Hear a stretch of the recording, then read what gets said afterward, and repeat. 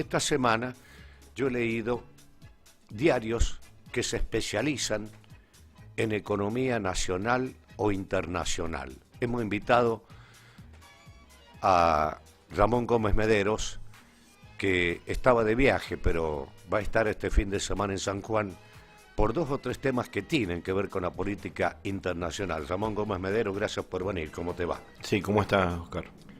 Bueno, una es el anuncio de Aranguren con respecto a la liberación de precios de los combustibles a partir de octubre. Por ejemplo, la presidenta de la Cámara de Expendedores de Combustible de San Juan se encuentra muy contenta porque dice que esto va a traer competencia. Sí, en realidad tenemos que primero explicar cómo funciona la cuestión de los combustibles en Argentina, fundamentalmente en la región, y quién tiene el poder sobre los combustibles. Argentina tiene varias refinadoras de combustibles, Campana, Varela, Bahía Blanca, Mendoza, que procesan, digamos, el petróleo que se saca en el sur de la Argentina, fundamentalmente en Neuquén. Ese proceso entra, el crudo entra a las refinerías y de ahí se produce las naftas, los derivados, los aceites, todo lo que se produce, digamos, en términos energéticos, para uso diario, combustibles para el transporte, aceites también para los vehículos, para la industria automotriz, todo lo que tiene que ver con eso.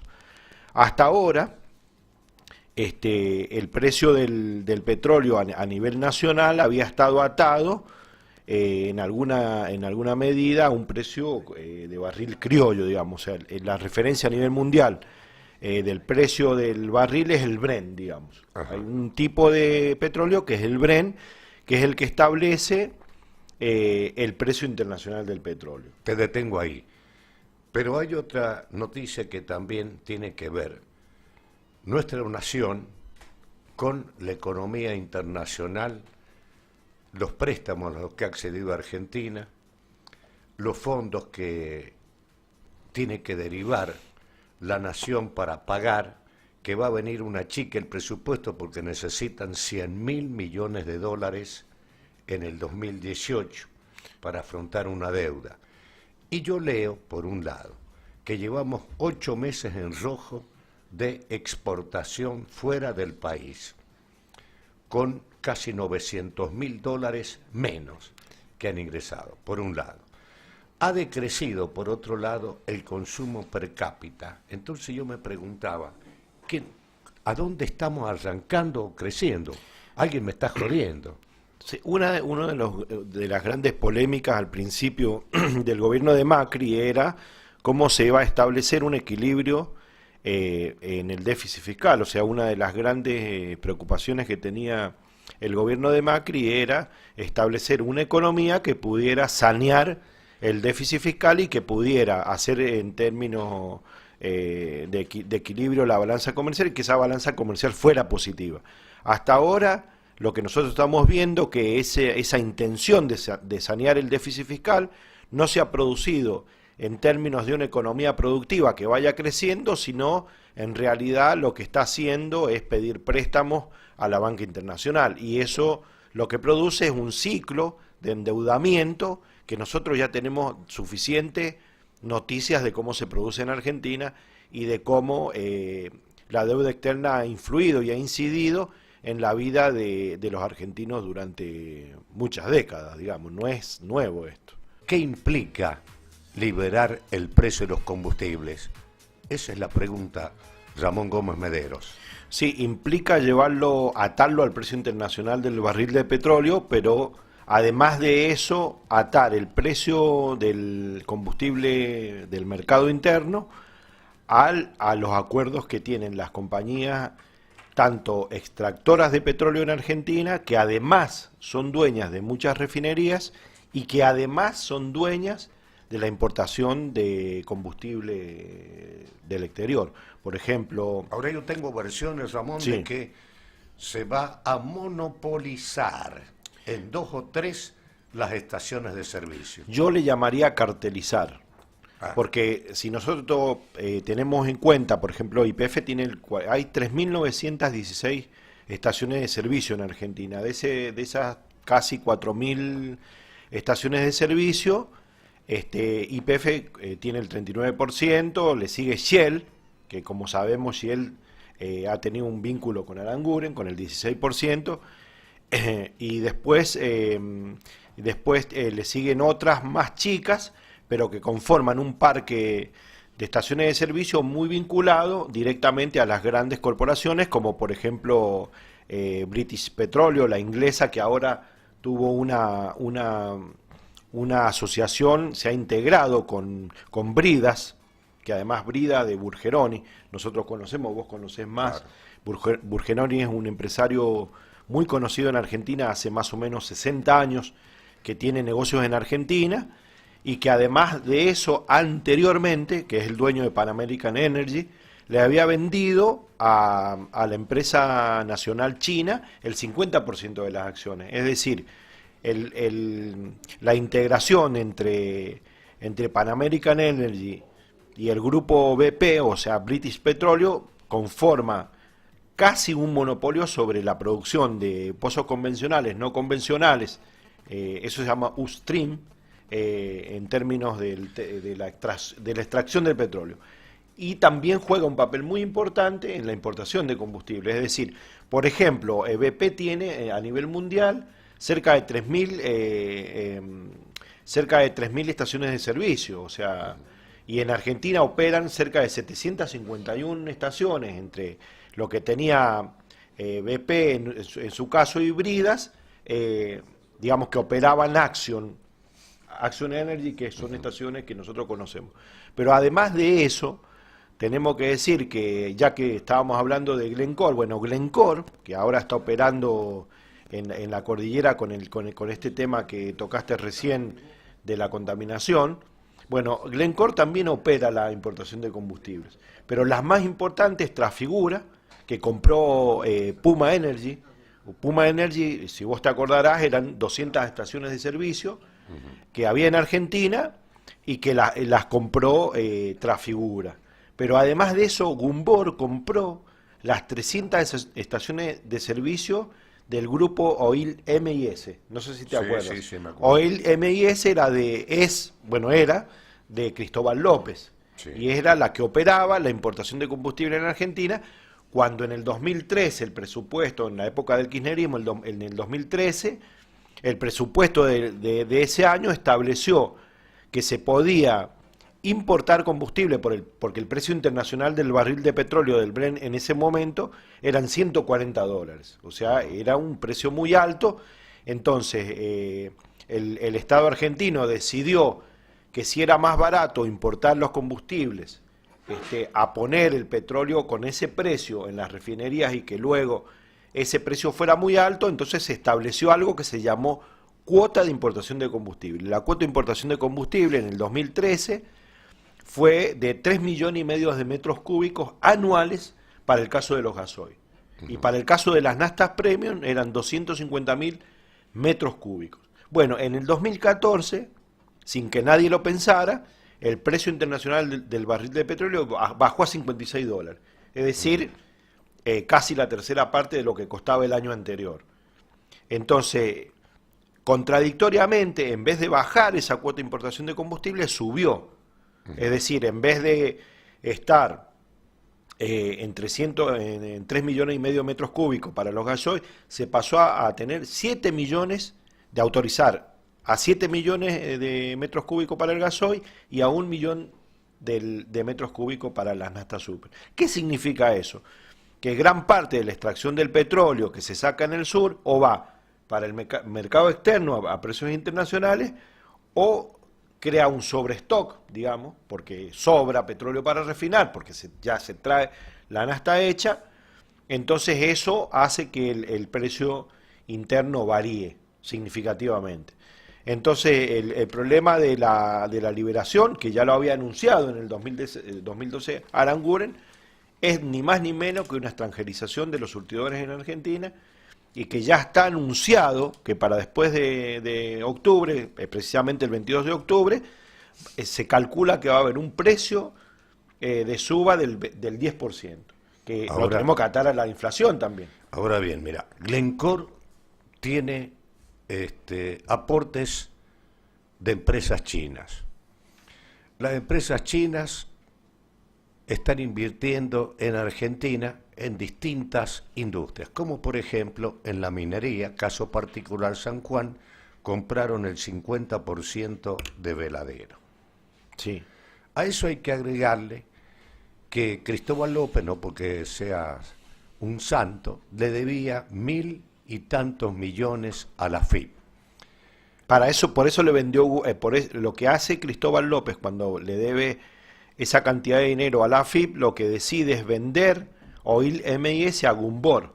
Entonces Gumbor se queda con 350 estaciones de servicio, o sea, lo que hace es directamente importar combustible a un precio muy barato y ubicarlo directamente, sin intermediar el Estado argentino, en los surtidores. Lo que quiero aclarar que en realidad los chinos tienen el 50% de las acciones en Bridas. Claro. Brida es del grupo de Bulgeroni, que es Pan American Energy, que ahora se asocia con BP y queda Pan American Energy Company, se va a llamar ahora, y que, digamos... Lo que quiero decir, de acuerdo a lo que he leído en ámbito financiero, en dos notas de columnistas economistas de Clarín, que no son habituales de escribir, lo que le he escuchado a Jorge Asís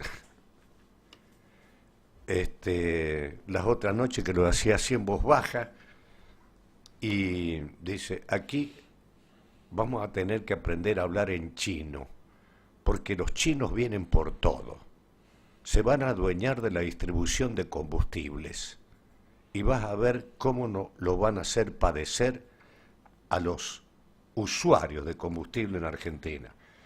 Y el conductor que lo estaba entrevistando no le creía lo que el hombre decía.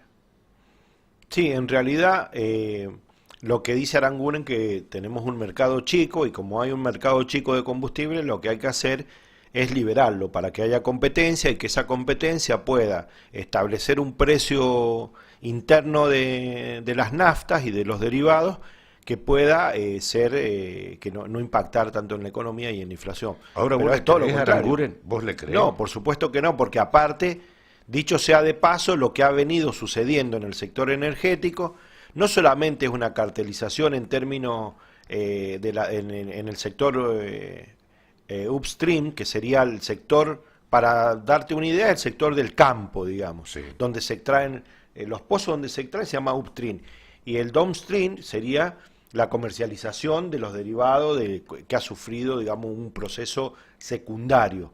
Eso sería en el caso de las grandes compañías. El problema es que las grandes compañías no solamente tienen el mercado upstream, sino el downstream, o sea, los que comercializan el petróleo para poder refinarlo. En el caso, por ejemplo, claramente en este caso Pan American Energy Company, que se va a llamar ahora, por ejemplo, ha invertido cerca de 500 millones de dólares en reformar la refinería de Campana. Dicho sea de paso, tiene 11 refinerías en el mundo, esa compañía, y entonces, ¿qué vamos a hacer? Cuando el precio del petróleo suba, van a tener beneficios internos, pero también beneficios externos, porque una parte del mercado, que son 800 estaciones de servicio, que son las que tienen acuerdo con las compañías, van a tener que reformular sus acuerdos, porque les va a convenir más traer el combustible de afuera que adentro. Entonces vamos a tener un excedente de petróleo crudo en las refinerías, pero además de eso, las tan anunciadas inversiones en el sector energético evidentemente van a caer, porque no va a tener sentido que las empresas que tienen monopolio en el sector le vendan a las refinerías para poder producir, digamos, los derivados del petróleo. No tiene sentido. Conclusión. La conclusión es que nosotros tuvimos hasta la década del 70 una de las más exitosas operadoras de hidrocarburos del mundo, llamada YPF, Sociedad del Estado, y que tenía inclusive pozos de petróleo en Estados Unidos, en Texas, tenía en Venezuela, tenía en China, inclusive en China tenía en España, las compañías hidrocarburíferas del Cono Sur fueron las más importantes del mundo. Por ejemplo, no sé si sabías vos que Petrobras fue la que descubrió los pozos de petróleo en Irak. Sí. Mirá lo que te digo, inclusive YPF tenía asesoramiento en los pozos de Kuwait, o sea, nosotros tuvimos en alguna oportunidad una empresa de bandera de las más importantes del mundo, de las más visionarias, y hoy por hoy llegamos a un punto en que nosotros tenemos que importar combustibles. Es decir, el negocio, no podemos dar todos los datos en una nota tan corta, pero yo les invito a que lean en nuestra página, gensur.com.ar, es una página en la que nosotros tenemos y tratamos los temas energéticos, .org, perdón, es gensur.org, en donde nosotros tratamos, y ahí ustedes pueden encontrar muchos datos sobre la cuestión energética. Por ejemplo, ahora nosotros estamos sacando un artículo, ya que estamos hablando sobre la cuestión energética, estamos haciendo un trabajo sobre la cuestión del litio y sorprendentemente nosotros vemos que el litio en Argentina hay una política extractiva primaria. Sí. Es decir, por ejemplo, yo te doy un ejemplo, la tonelada de litio vale $6.000 en el mercado. Y una batería de 20 kilos para Tesla, por ejemplo, para un auto Tesla, vale $20.000. Y utiliza solamente entre 10 y 20 kilos. Es decir, que si yo utilizo una tonelada de litio en Argentina, yo podría producir, porque aparte tenemos la tecnología, tenemos los ingenieros de CONICET, por ejemplo, que han descubierto una forma de extraer el litio en seco, sin utilizar agua. Podríamos tener una gran industria de baterías, pero el gobierno pretende y quiere quedarse con el mercado primario. Es decir, cree que va a tener ganancia superlativa en un mercado que evidentemente lo que está marcando es que el proceso secundario, en este caso del litio, pero también de los hidrocarburos, está el negocio. Por ejemplo, yo te cuento, Bolivia ha invertido $900 millones en el Salar de Uyuni y va a producir para el 2018 las primeras baterías de litio en América Latina, que van a tener firma boliviana en un acuerdo con los alemanes y con los surcoreanos para poder fabricar baterías. Bueno, de la misma manera el gobierno boliviano ha podido hegemonizar lo que antes se llamaba el monopolio estatal del petróleo y está manejando las refinerías, por ejemplo. Tiene acuerdo con las empresas extranjeras también Bolivia, pero ha podido sostener el monopolio estatal, es decir, manejar el negocio energético primario, en este caso del petróleo, y secundario en el caso de las destilerías. Y también una incidencia muy fuerte sobre los surtidores, o sea, porque son tres partes las que tiene el sistema, digamos, de las nastas, que es el petróleo, la refinería y después los surtidores. Es decir, nosotros vamos a una política energética que no se entiende en Argentina y que cada vez ha ido más en baja y que lo que va a hacer es no solamente pasar una gran transferencia de recursos de la población hacia los sectores hegemónicos dominantes de la industria energética, sino que además de eso va a pauperizar la economía en general, porque acordémonos que los combustibles se utilizan para el transporte, para la producción de bienes y servicios, se utiliza para la generación energética, es decir, el impacto que va a tener en octubre, porque digamos, la Cámara de Expendedores dice que va a subir, calculan el 10%, pero si nosotros sumamos la inflación que va a haber en el mes que viene, que se calcula es el 1,4%, quiere decir que va a subir el 11,4% al 12% de los combustibles. O sea, de una sola vuelta. Entonces, nosotros tenemos que estar atentos y la gente tiene que estar atento porque no puede ser que cada vez que suben los combustibles la gente no protesta y no dice nada. Es el combustible más caro del mundo. Es más. Y suben todos los productos de la canasta familiar. Pero por supuesto, en el 2014 nosotros teníamos el precio internacional del barril de petróleo $56, llegó a costar $32 y aún así nosotros teníamos la nafta más cara del mundo. Es verdad. La nafta más cara del mundo, cuando en realidad Estados Unidos, por ejemplo, la política que ha tenido Estados Unidos con respecto a la baja del barril de petróleo en términos internacionales ha sido poder incentivar la industria. O sea, utilizar esa baja de los precios de los combustibles terminados en el proceso secundario y la utilización del petróleo para poder darle más aire a su economía, a su industria, digamos, que es lo mínimo que nosotros deberíamos hacer. Pero bueno, como está visto en un país como este, que viene una minera y contamina con 55 toneladas, 55 millones de toneladas, no sé cuánto. 55 millones. 55 millones de toneladas a un lugar y después un día te dicen que lo van a sacar y al otro día te dicen que no, quiere decir que somos un país poco serio. Ni siquiera la política puede construir una seriedad en términos de soberanía, o sea, cualquiera puede venir y hacer lo que quiera. Entonces, en términos de la industria energética argentina, nos pasa exactamente lo mismo, porque el petróleo es nuestro. Entonces no puede ser que esta política del gobierno, que va a impactar directamente en los trabajadores también. Por supuesto. Porque va a haber algo que se llama ralentización de la producción en el sector upstream, que es el sector primario, y se van energético, a quedar sin trabajo. Y se van a quedar sin trabajo. Por eso inclusive, en un artículo que habíamos escrito nosotros, habíamos sacado una parte de lo que había dicho Aranguren y te adelanto con mucho tiempo,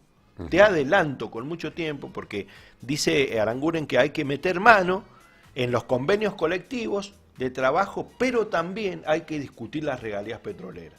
O sea, lo que se viene para el año que viene, en realidad, es la misma política que han establecido en el sector minero, que ha sido la baja de retenciones, también en el campo, o sea, la quita de retenciones directamente. Entonces, las provincias, que son las que tienen las cajas y las movilidades, digamos, a partir de la producción de petróleo, son las que se van a quedar sin ese espacio económico energético, y que van a tener que discutirlo directamente.